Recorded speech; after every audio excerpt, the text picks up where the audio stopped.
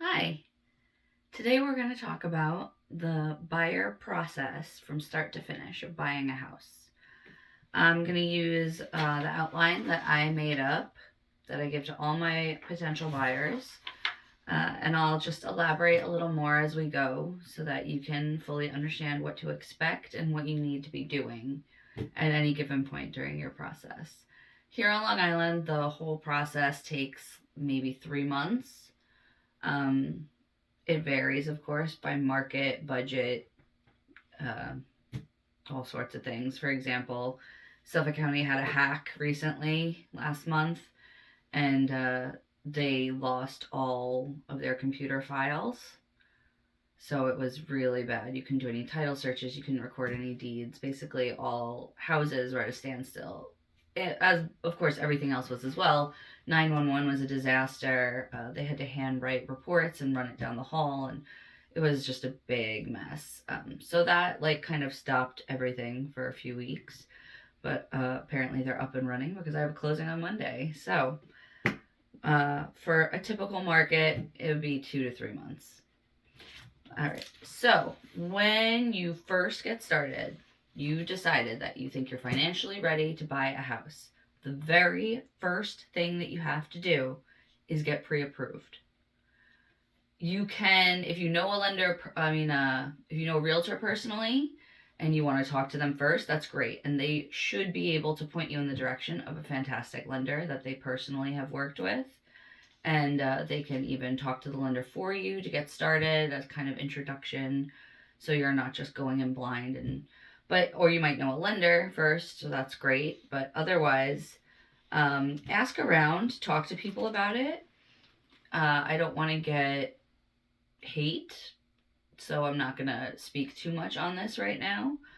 But mortgage companies tend to be a bit more lenient than banks as far as permits go. Especially on Long Island, most houses have unpermitted things, whether it be a pool, a gazebo, a finished basement, an apartment in the basement. So banks, Chase Bank, Citibank, anything like that, they tend to be a lot stricter about that and will not let you close on a house with open permits or non permitted things.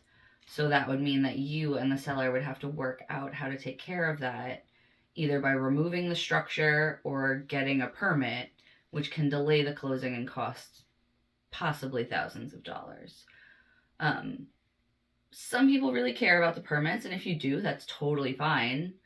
You're better safe than sorry. So by all means, use a bank that you feel comfortable with. But if you don't care so much, as I feel most people here don't, because otherwise, why would so many houses have unpermitted things? Um, use a mortgage company, Freedom Mortgage, Contour Mortgage, places like that. They're a little bit more free when it comes to those things. They don't care so much. So that's what you want to do. You want to find a lender and get pre-approved. The pre-approval process, they should be checking documents. They should run a credit report on you. If they just take your word for it on what your debt and income is without checking pay stubs and running your credit, do not go with them.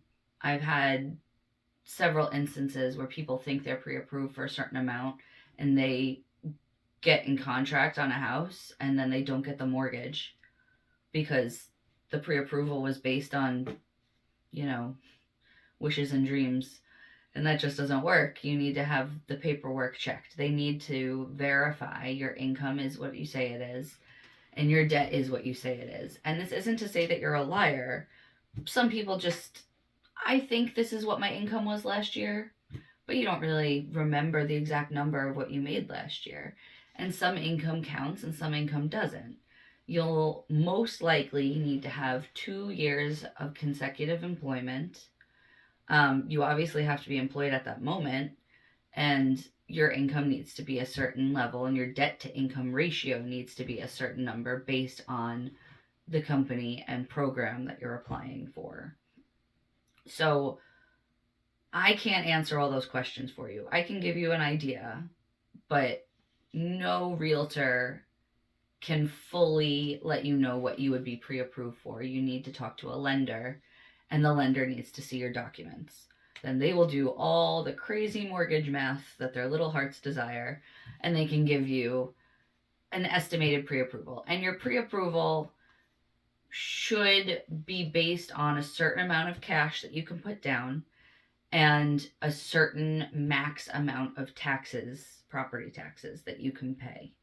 And those things are important to know, because when you're searching for a house, especially on Long Island, same house, same property can vary with the taxes by thousands depending on where it's located. So your 400,000 pre-approval with a max of 9,000 taxes may be fine for most places, but then you may find a house that's 400,000 and the taxes are 13. You don't qualify for that. And it's important to know that so you don't get your hopes up. So, lender first. Make sure they do their due diligence and check documents and give you a breakdown of what you can afford.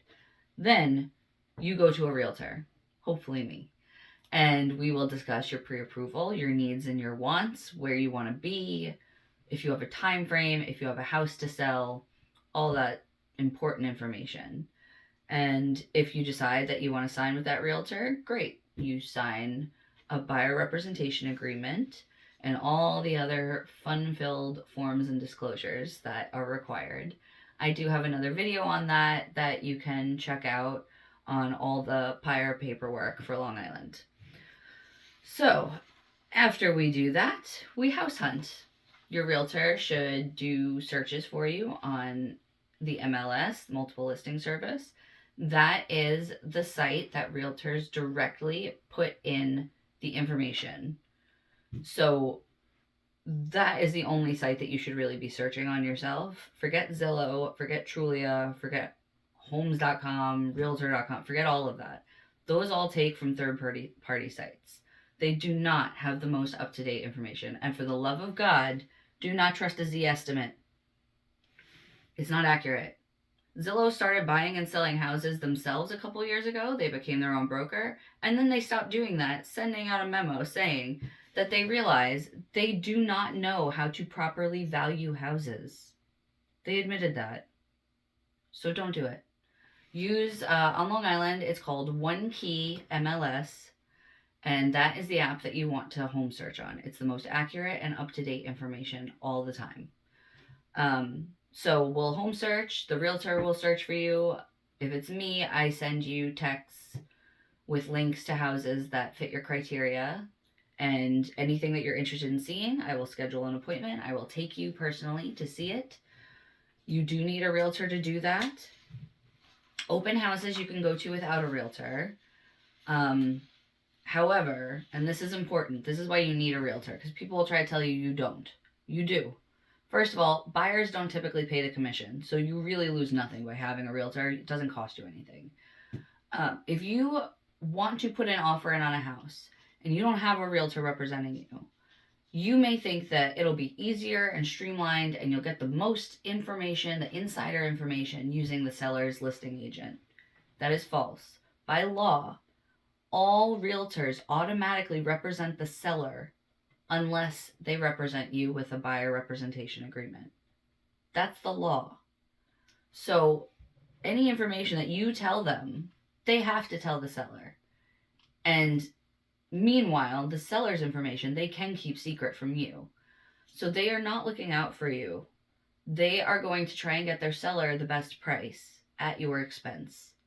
Plus, they're still getting the same commission. So they're getting double the commission because they're representing the buyer and the seller without keeping your interests safe.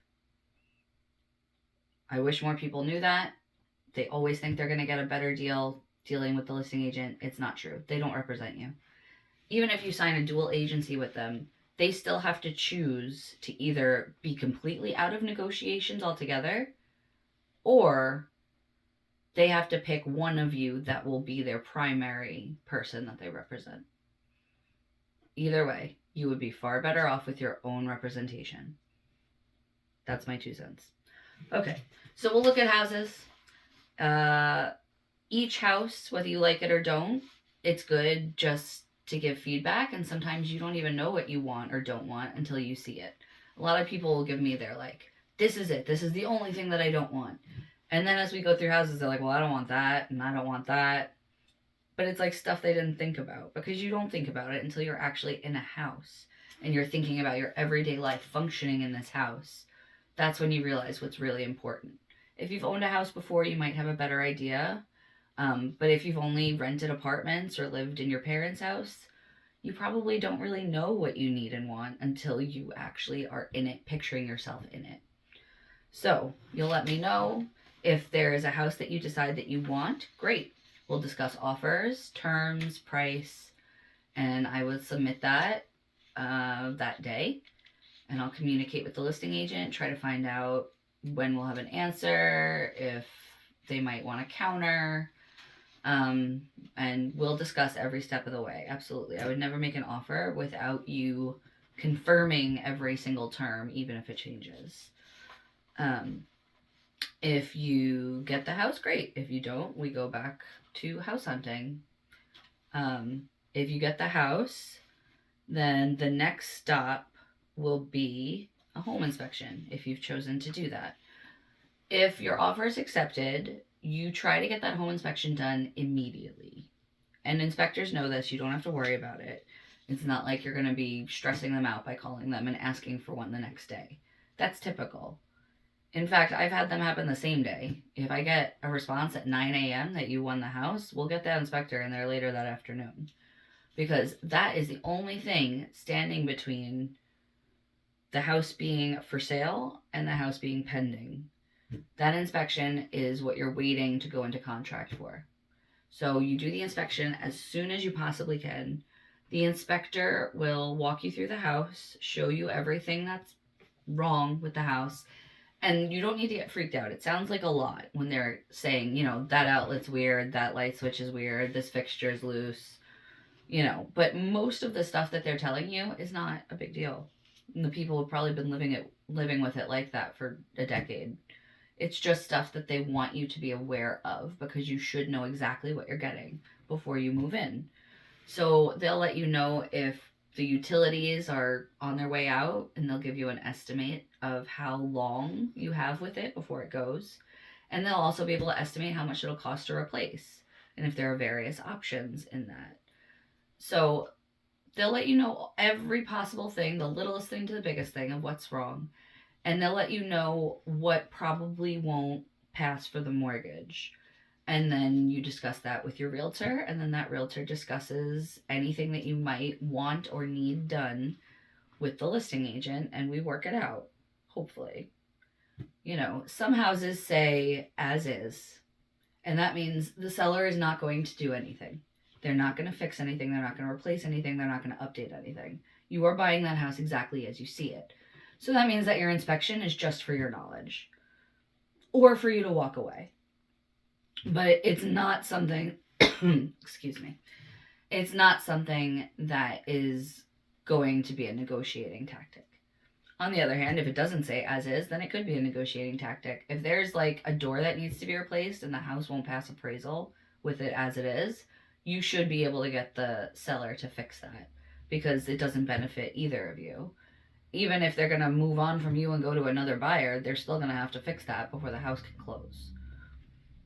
You might split the cost if the seller is particularly stubborn about changing anything.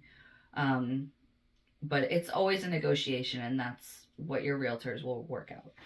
So after your inspection is done, if everything is worked out or nothing needs to get done, that's when you go into contract. So the listing agent's, the seller, that's what I was looking for. The seller's attorney will make up the contract. Then they will send it to your attorney. If you don't have an attorney, your realtor should be able to direct you to one.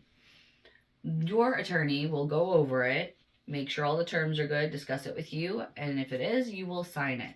Then it will go back to the seller's attorney along with your down payment, and then they will sign it, and then you are in full contract. up until that point, they can keep showing the house and take a better offer. So you really want to get all of this done as quickly as possible. Technically, legally, they can keep accepting offers up until closing. So that's rough. But that most won't do that. Most people are not selling their house simply to be money hungry. It does happen though, and there's nothing you can really do about it. Now, if they break contract, you definitely get your money back that you put down. It generally just gets held in escrow by the attorneys. The seller has no access to it. And then at closing, it just is your down payment, so you never have to worry about that again. But if you break contract, you could possibly lose that money. So that's something to think about. After you get in contract, then you have to actually apply for your mortgage. So it's probably been however long your home search has been, a month or so, since you got your pre-approval. So they are going to need updated documents. They'll need pay stubs, W-2s, updated credit report. They'll need to contact your job in payroll and verify all of that information.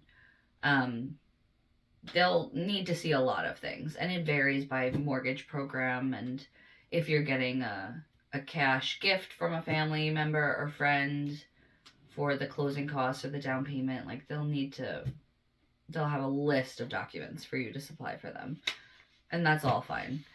Applying for a mortgage is mostly just a paperwork pain in the butt. There's a lot for you to sign, and there's a lot for you to give them.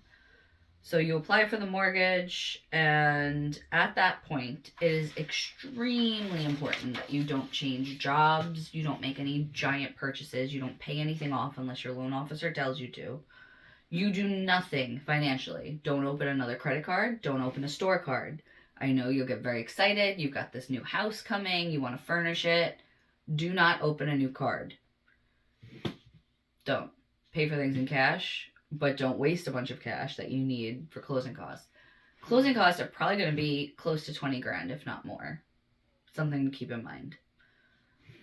Okay, so you're applying for the mortgage. While that's going on, the attorneys are running a title search. If you're the seller at this point, you got really nothing to do. Just pack up your house. Figure out where you're going. After all that is done, so once the title clears and the mortgage is approved, this takes a few weeks.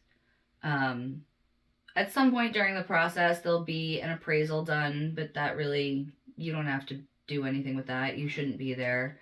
A lot of times the realtors aren't even there, but I always attend. So the appraiser comes, they basically go through the house, take measurements, take pictures, make sure the basic things you need to function in a house, like heat and water, all function. And then they run comps of the area and decide on what the house is worth, and they give that to the bank. So that's not something that you are a part of, but that does go on. So once the title comes back clear, the appraisal comes back good, and the mortgage is approved, you get cleared to close. And at the clear to close, you get all these documents that tell you a list of breakdown of all the closing costs, the ones that you pay, the ones that the seller pays, and you have to sign things, and then you have to wait, legally you have to wait 3 days before you can close. And typically that's all we do, wait. So 3 days later, you will have a walkthrough where you and your agent go to the house, walk through it, make sure it is cleaned out as much as it should be, make sure everything functions as it did when you put your offer in, turn on appliances, lights, run water, flush toilets, make sure there's not like a big pile of garbage in the house. And it should be, I believe the term is broom clean, meaning it's not like white glove clean, but it's clean. Pretty much. There's not, giant dust bunnies all over the place and like spilled coffee on the counter. So you do that, you make sure everything functions. Mostly it does. I had a house recently where there was a big problem with the HVAC, and that was a whole disaster, but that's for another video. Generally, it's all fine. And if they did leave something, it's probably something you want, or maybe you discussed it and you already said you want it. So you go from the walkthrough directly to the bank's attorney's office, where you sign your life away. You sign a million papers. By the end, your signature will not look anything like it did at the start. And then they will give you keys, and congratulations, you now own a house. So that's the process in a nutshell, if nothing goes wrong. Typically, I mean, most of my buyers home search for 2 weeks before getting an accepted offer, and then it's about a week to get into contract. And then it's about a month and a half for the mortgage process, and then you close. So it's a few months of your life that can be very stressful, but as long as you have the right people representing you, it really shouldn't be too bad. That being said, you have no control over who's on the other side, and things can get a little bit tricky. But again, the people representing you should be able to take care of that from every angle. And all you should have to do is send in your paperwork and then show up and sign things. And then you have a house. If you have any questions, feel free to make comments down below. And I can always do another video to touch up on those things or add to this one. But that's it. Happy house hunting. Good luck.